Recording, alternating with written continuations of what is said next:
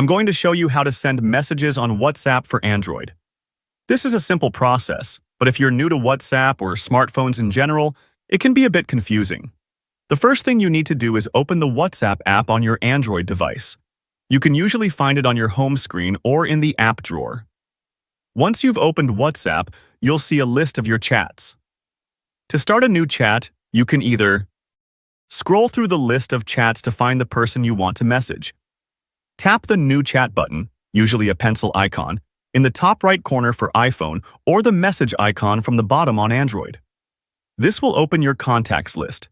You can search for a contact by name or phone number, or you can add a new contact manually. Once you've selected a contact, a new chat window will open. At the top of the screen, you'll see the contact's name and profile picture. Below that, you'll see the chat history. To type a message, tap the text box at the bottom of the screen. A keyboard will appear, and you can start typing your message. Once you've finished typing your message, you can send it in a few ways. Tap the Send button. This is the most common way to send a message. The Send button is usually a paper airplane icon. Press the Enter key on your keyboard. This will also send your message. Additional tips. You can send photos, videos, and other media files by tapping the paperclip icon in the text box.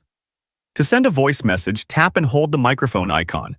You can add emojis and stickers to your messages by tapping the smiley. That's it.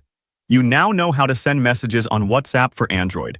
It's a simple process, but I hope this tutorial has helped you understand it better. If you have any questions, feel free to leave a comment below. Don't forget to like, share, and subscribe for more tech tips and tutorials.